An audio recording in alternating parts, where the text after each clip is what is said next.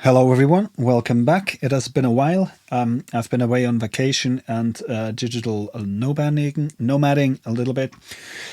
I have pre-recorded a video which I wanted to release while I was away, but unfortunately I managed to delete it, so that's the reason for this gap. But yeah, here I am back, and yeah, happy to make a new video. Today's topic is basslines. I think no YouTube Psy Trance channel is complete without a tutorial on basslines. It is an age-old topic, and yeah, the journey to the perfect bassline continues. It's by no means at an end. And here I just want to present my most recent approach using Bitwig 5's new MSEGs and oscillators, which I think are very powerful and help us a lot in producing wonderful, amazing basslines. So let's dig in. Let's add a new track and grab a grid, open it up, maybe increase the scaling a little bit so that you guys can see something. Now, first, I want to set everything up a little bit. So we're going to use the segments here. We're going to use a scroll oscillator here. Then here I need some tools. I want an oscilloscope. And before that, I want an equalizer. Not because of the equalizer or later on, I just primarily want it as a scope. So if I click on this, oscilloscope opens full screen, but when I hold shift, I get a floating window, which is what I need in this case. Let's make it smaller. I don't need it huge. I just need to see what's going on. Do the same for the equalizer. Scale it, place it somewhere. And because we're going to make a lot of noise at the beginning, let me grab a tool just to allow me to reduce the volume to 0 so that we do not constantly hear the sawtooth blurting. So, okay, first a little setup. As you all know, we can click on these windows and it becomes big or full screen or however you want it. Now let's create a basic envelope, something like this. So maybe the first transit we want a little bit louder than the rest, and from then on, maybe yeah, here we can enter specific values for some strange reason, only for the y-axis, not for the x-axis.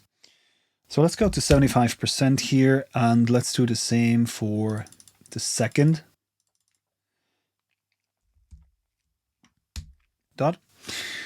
Everything is rough here. It's just kind of a setup, and we will continue working with that.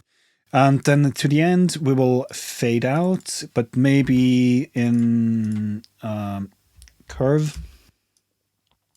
So something like this. We'll leave this open for later on. And then now what we're doing is this is time quantized. So it allows us to define what happens during the 16th note, during which the bassline takes place or is being played. Okay, so switch this to 16th note and leave it like this. Now for the oscillator, let's start with a sawtooth. Let's increase the grid. You will see why in a minute. 16 times 16. It just makes it easier because we can snap to specific points. And we want to do that because we want the shape that we create always to be symmetric to avoid something which is called DC offset. So simple sawtooth. Double click on that curve while holding Option or Alt.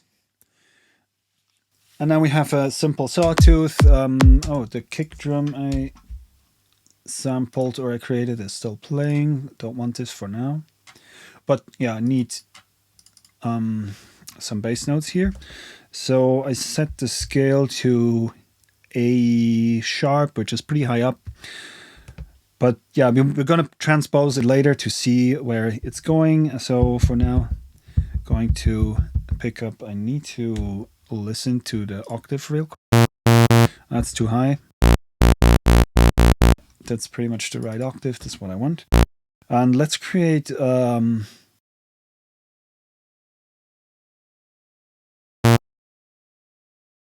just used my push controller to type in the notes. Yeah, would be the same thing as if you draw them in here. Open up that window again. Now, sawtooth is probably not the most interesting, but it's going to be our basis. So now let's look at certain things. So I hit the note here, and what we see here is not so interesting. What we see here is the spectral content, or this is the fundamental. Then we have the respective overtones that we know from every sawtooth. Now, as we can see, the fundamental is louder than the second one.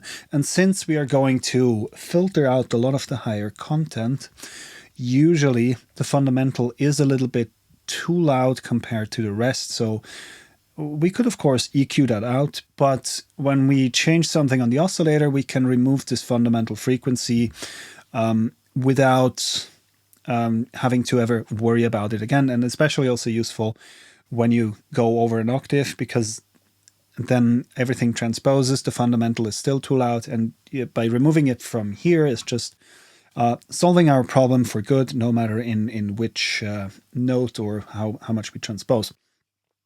How do we do that? It's actually quite simple. You just have to draw a curve in here.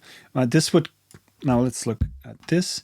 So now the rest looks still the same, but the fundamental has been reduced. It's now even lower than the second harmonic, which is a bit too much. So I'm going to reduce this a little bit. I'm going to enter the value manually so that we can enter the same value for each of the curves to avoid DC offset. You're going to see in a minute what I mean by, I think this one was negative, right? Yeah. So I did it only for one. And when I hold down a note, you will see this little amplitude spike here. And that's because the waveform is not symmetric. So we have DC offset now. As soon as I correct this at 75%, for example, it's just it's kind of a decent starting point. Now it is gone again. And these two are approximately the same height, which is a good starting point. But maybe we want to make it a bit more interesting right away. So maybe introduce a little bit of square wave. So I can add a new dot. Make sure you insert it before this dot, because the curve always belongs to the dot preceding it. So if I would add it here, we would just lose the curve, or rather it would be here where it's not visible. So it's just a little tip to make you work less. And now that's why I enabled the grid, so I can just snap them both to a position, and there's going to be symmetric. And now I have a tiny bit of square wave. We will see that now this changes again the frequency spectrum a little bit. Now it amplified the fundamental again a little bit. It reduced the second, amplified the third, reduced the fourth, and this is just how a square wave looks like. And of course, you can also see what's going on here. So this is maybe a decent starting point. We can work with this. We can make it kind of smooth it out again a little bit by putting it there. But it's kind of, we don't want to make too much judgments without hearing anything. We're still just on the setup. Now, if I play this, okay, one thing we realize here, it is all over the place. This is because the oscillator is not yet retriggering. We want it to retrigger, and this will cause it to retrigger exactly here where we have the phase rotation. We're going to talk about it later on and try to explain why this is important, or at least has consequences. I have seen people arguing that you should start here at the zero crossing. I disagree, at least as long as you do not commit it to audio and correct the errors that result out of this. So for now, just bear with me. Now it is okay. Now it is synchronized. There's some minor stuff going on. Well, the grid is not 100% phase accurate. Usually, it helps when you turn that to digital. It gets a tiny bit more accurate, but it's not 100%. So that's also why I usually commit everything to audio at the end, and then most of the time load it into a sampler and play it from there. But it's accurate enough. It's actually one of the more accurate synths out there. Okay, now look at the first note. This is doing something weird, and it seems that the first transient is cut off. Well, the reason for that is that on some synths, envelopes smooth things out. So they want to avoid clicks, and that's why they fade in with a tiny little curve instead of immediately changing to the value. Or oscillators do that as well. And in that case, well, if you cannot turn it off, you might have a problem, because then it just won't be snappy. Or this might be a reason why you want to start your wave cycle here, because until you reach the phase rotation, the envelope will have opened up and you will hear the snappy sound here. However, this will then not be on the grid. This will be delayed. This is where the 16th note starts. And here we're already way off, especially when using low frequencies. But yeah, again, later to that. So what we have here, so when you use these segments here, in Bitwig, we can fortunately disable this smoothing, and now when I play again, I will see it here that it is absolutely phase accurate. Well, ignore this little jumping around. It's not really happening. It's just the oscilloscope, which is not precise, and well, yes, a little bit gets added by the imprecision of the grid, but that shouldn't be an issue right now. Okay, now let's duplicate this segment. If you do not, just make sure that to disable smoothing again. We are already at 16th note. This will serve as our filter envelope. Yeah, start with a simple curve. And now let's grab a filter. Now there are two filters that I like using. It is actually the simple low pass, usually in configuration 2-pole or 3-pole, because it doesn't color the sound. It is pretty neutral. And interestingly enough, I always wanted to have kind of a Moog filter to add that to my bassline, and in the grid we have that, or at least one modeled after the Moog. However, it's kind of I don't know what it is. The overtone, the phase response, the frequency response. Something is I just can't manage to get it sound really nice. But since I really like 3-pole filter, and yes, VF is one, we can use that instead. And also sounds pretty similar to this one. It is not as coloring. And if we want colorization, we can always increase this volume a little bit, and it adds some sort of distortion or saturation. So drop it into the signal path. Turn off keyboard tracking completely. And now we have to add modulation. However, I don't want to do this directly because I want to have control constantly. Well, no, actually, that we're not using this one.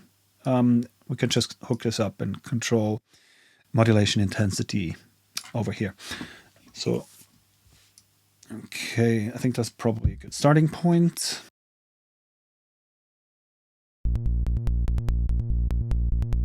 Okay, that does not sound yet the way it should, because I always do this.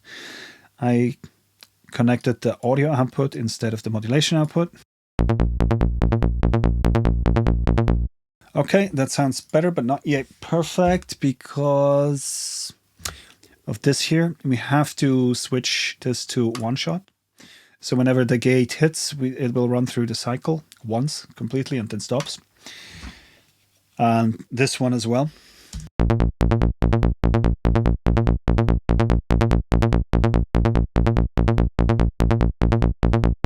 Yeah, that already sounds pretty decent. And also another advantage I want to show you right now is because these are linked to the tempo. Well, first you can just bias them in a certain direction and then you can see what's happening. Which then takes the entire shape that you have and yeah, it kind of skews them in the direction that you want. Let's remove that one. And they also follow the tempo. So if, for example, you want to make some high tech, which I do not, but maybe you want. The relative whatever, how do you call it? The relative curvature of this segments is still the same. And even if you slow it down. So that's just a nice thing. Okay. Next, let's look at levels. Now it's at minus 10.2. Let's play the kick. Okay, the kick is minus 10. That's usually how I start my track, with the kick roughly at minus 10. The bass line usually ends up a little bit less, maybe minus 11, maybe minus 12. There's no law, it's just kind of an average where I usually end up with, but we're going to further process this bass line, so we're not going yet to level everything out. And also from this curve here, we can see that the first, let's turn it off, we can see that the first spike is a little bit higher than the second one. And then the other one are smoothed out by the filter. This is exactly what we want. And with by controlling the amplitude of this part here, we can kind of control how much clickiness we want at the beginning of the bass line. But of course, it will reduce the volume of the body. So the volume of the bass compared to the click will be reduced, so we have to even that out with equalizer. Or okay, what we all do with our bass lines, at least in the past like 10 years, everybody adds phase rotation to that. I mean, it sounds decent enough like this, but only when you use something like a multiband compressor, fat filter Saturn, or kilohertz disperser. There's freeform phase. We have to do something with the phase in order to make it really, really sound snappy. But I want to use Bitwig only devices. So what I'm going to look for here is the multiband. I'm going to use the multiband 2. And what we care about, we could add devices here and here to process the different bands separately. Can be interesting, but we're not interested in it right now. We do not even need the mix. The only thing we care about is where the frequency split happens, because this causes a phase rotation. So let's go back to 31 Hertz. Let's start there.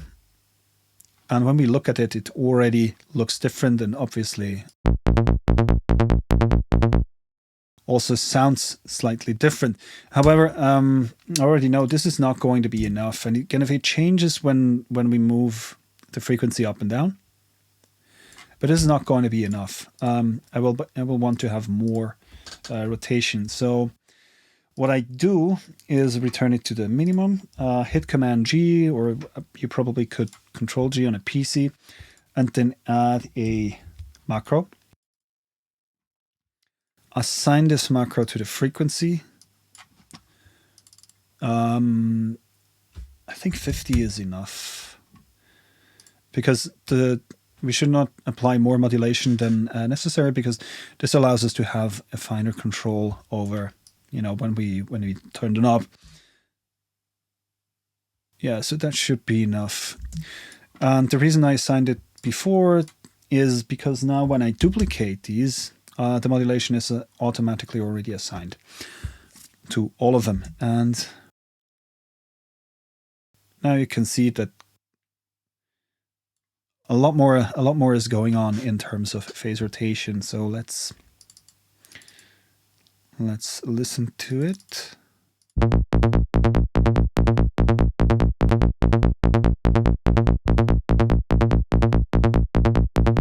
Yeah, already pretty decent, but I do like to have a little bit more control over it. So I drag this one, and after start dragging, hold Option to copy it, and then do that again. And now I will apply the second macro knob to only the second and the third band with an intensity of like 30. And then I take the third one and apply it only to the last. Yeah, maybe also 30. This just gives me a bit more flexibility. I can use that knob to bring the phase rotation into the range I want, and then I can use the second two to fine adjust them.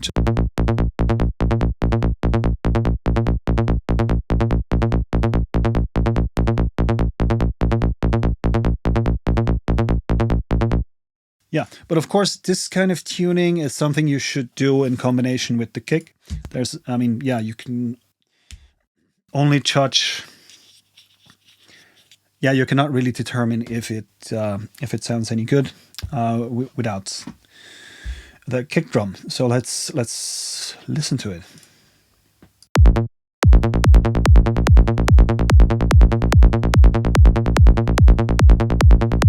And you've also seen before that the amplitude was pretty much the same as the kick. It was also kind of around -10, but because we applied the phase rotation, we also kind of smoothed out the transients.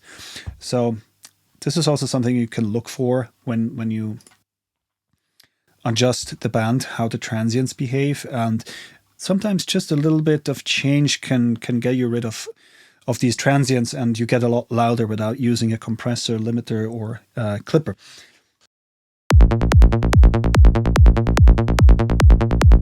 Now let's see what happens if we transpose.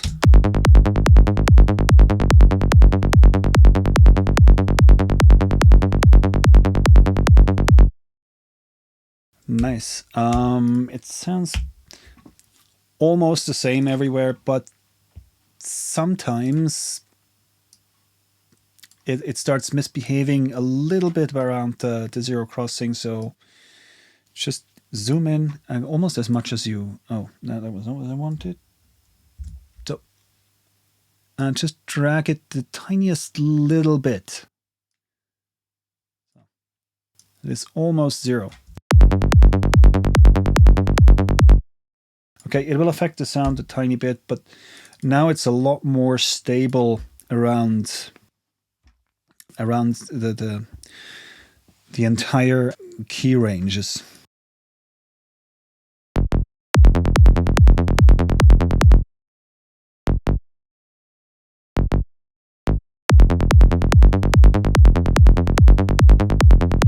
And that's also kind of a hallmark of a good bassline synthesizer, that it sounds stable over the entire frequency spectrum. I have often seen synths that sound particularly good, maybe at A or at G, but as soon as I start transposing, everything collapses. And one of the reasons why this happens is because with some synths, you don't have the stable envelopes, so you have to start the phase here. And now let's do that for a second. I'm going to show you what will happen. Move that out of the way. We need a phase shifter. Connect that. Here we need 100% and this 50%. So now the phase starts here. And let me turn off the phase rotation real quick and solo it. So as you can see, we now start here. What happens is, turn that on real quick. Now what happens is that your brain, especially if it's a perfect saw, your brain will quantize it, in quotes, quantize everything to this region here where the phase rotates, and this will not be audible, and so it will sound as if it's offbeat, or kind of what's the word for it? It almost shuffles a little bit. Now let's listen to it with the kick enabled.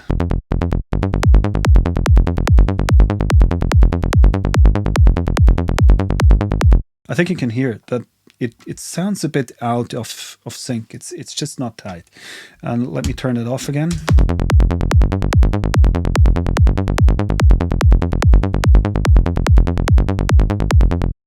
I don't know how long it took me to find out why this is, but that's the reason.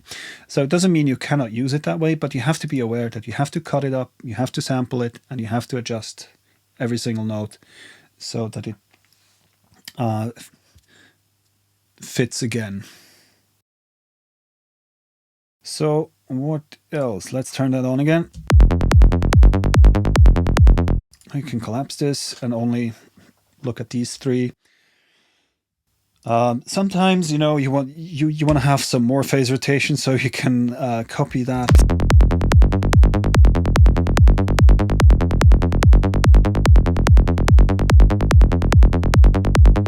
Sometimes you'll be surprised how far you can go. At the moment, I think it's probably a bit too much,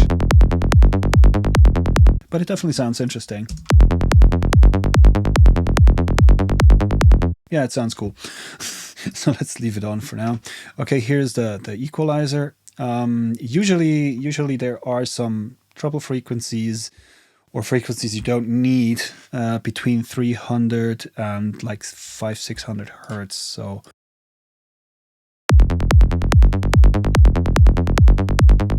you want to be very careful though, not to remove too much. I mean, now I removed like 2.7 decibel and it's clearly audible. Maybe a bit more also here, and maybe pronounce everything a little bit at, yeah, between 1 and 2 kilohertz.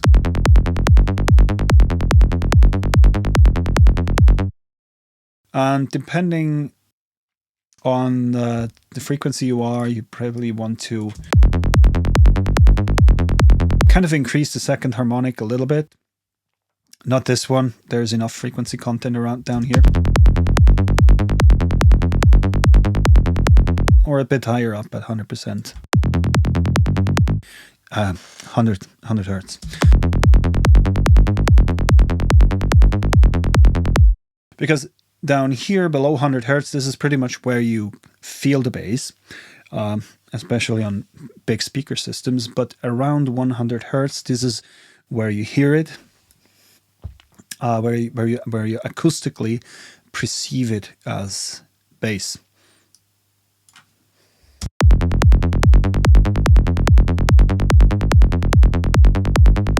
Okay, I think sounds pretty neat, pretty stable. And now we can even go louder because we kind of rotated the phase in really tightly. So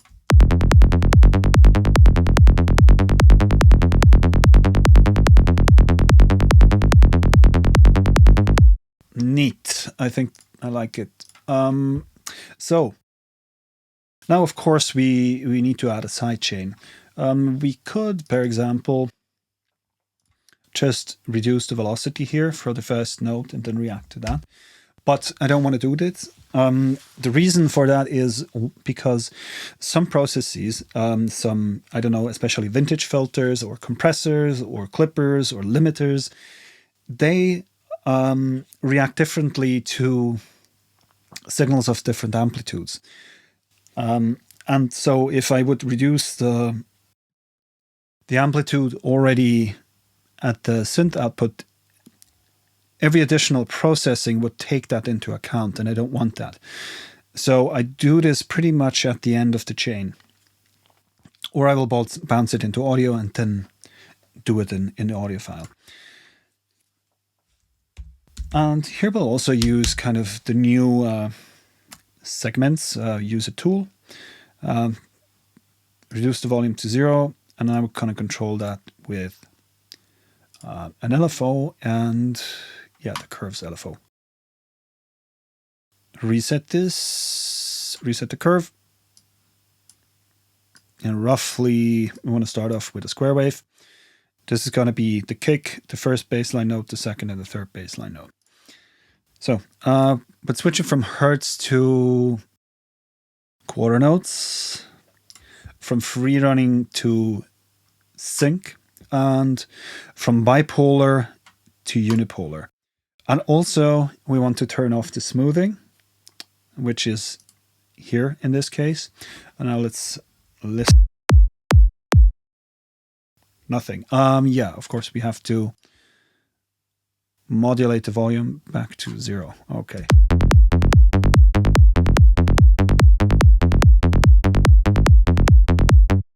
Of course, that's too extreme, so open it up, hold Command or probably Control on Windows, and drag it up, get the oscilloscope.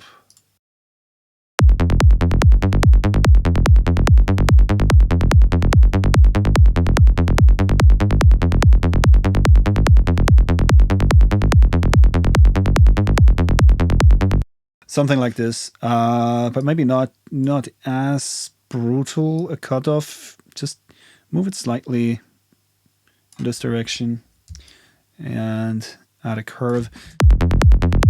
And you can also see here, because of the phase rotation,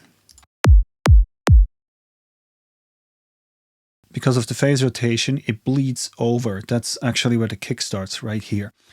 And you can take care of this with another curve. So now the problem is solved, but now we'll probably have some clicks. Yeah, now clicks. So we have to smooth this out a little bit by dragging it out. And if you hold Shift, you can control it a bit finer. No.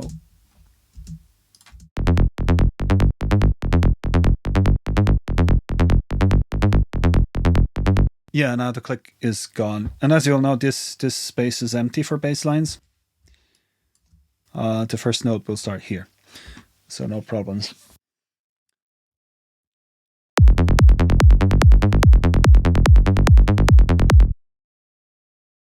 Let's check out that these are at same position, 76. And this one is also, I want it at 76. And something I don't understand is why we can only control the Y value. We cannot control the X value. We have the Y-axis and the curvature. So yeah, I hope in an update we will get the other axis as well, and some modifier key that we can hold down so that to make finer adjustments. But for now, it's already pretty decent. I really like these envelopes. And of course, you can also go back to a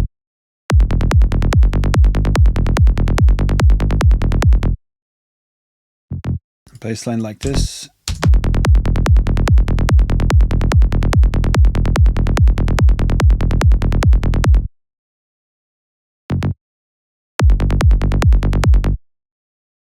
Yeah, I think it sounds pretty decent. Now play a little bit with the filter modulation intensity, maybe with the curve here. Let's add an additional dot.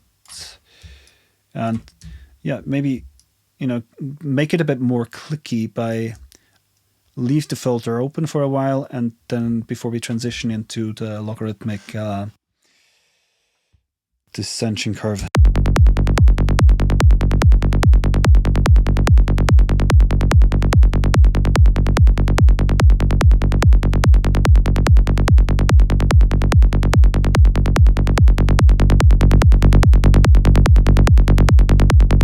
It's sometimes also interesting to add a tiny little bit of saturation, not too much, because what will happen is primarily the low frequencies will get amplified. So yeah, you will have to EQ that out or move it out from the source material. Just a tiny bit, like, what do we have, like 3 decibels. Reduce the volume here a bit.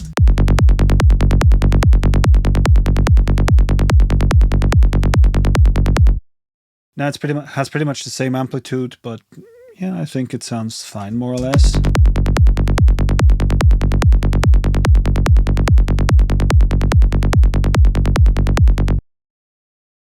Yeah, I think this is about it. Yeah, and I think the bass lines we can create with the grid are quite amazing, quite awesome. And yeah, experiment with different curves here with different amplitudes. I mean, reduce it further. Yeah, get it clickier, and then maybe move that curve a little bit in this direction to make.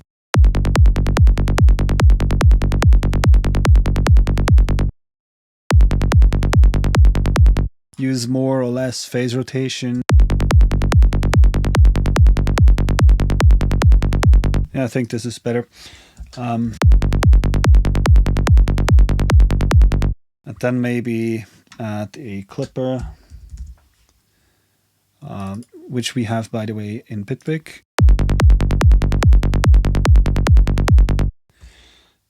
I'll probably make a tutorial about how to build this clipper.